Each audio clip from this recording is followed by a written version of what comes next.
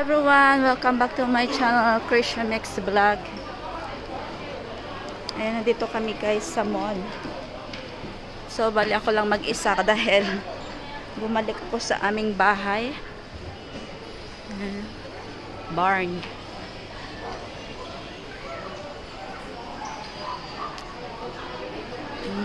Nakalimutan ko dalhin yung papers ng aking alaga kasi may math exam siya ngayon. So, kailangan kong bumalik. Ayan na. Goodbye sale na yung Giordano. So, kailangan ko bumalik guys para kunin yung kanyang mga papel kasi yung exam niya 2 o'clock mag-start, matatapos 1:30. So, kaya umuwi ako sa bahay namin. Tapos silang tatlo na sa Jollibee na guys. Ayan, yung aming lunch ngayon. Sa labas ulit. Habang wala ang kanilang mommy at daddy. Kami naman, kain lang sa labas.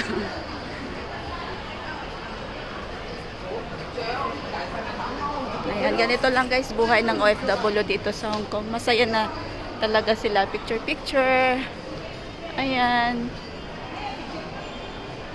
Isang beses lang naman sa isang linggo mangyayari yan guys. Kasama ang mga kaibigan.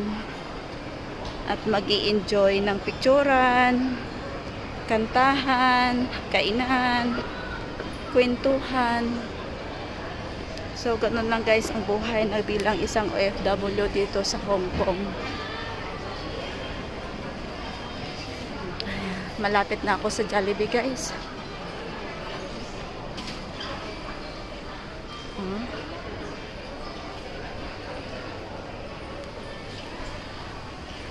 Ito yung Pula Mall.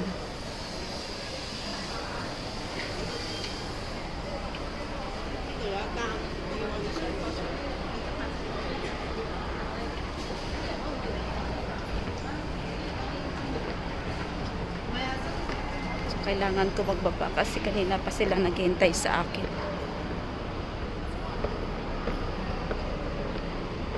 Christian Mix Vlog guys. Ang hindi pa po nakasubscribe, please subscribe na. Ayan, tanaw ko na. Natatanaw ko na. At kumakain na sila. Si Jolly. Ayan. Hanapin ko sila kung nasaan sila. Oh. Kainan na. Sige. Dito na lang guys. Thank you so much everyone. Ito yung mga foods namin. Yan yung order namin. Walang egg, cheese. Sige lang. Basta hindi lang full tummy. Excuse baby ko. Bye everyone. Thank you so much.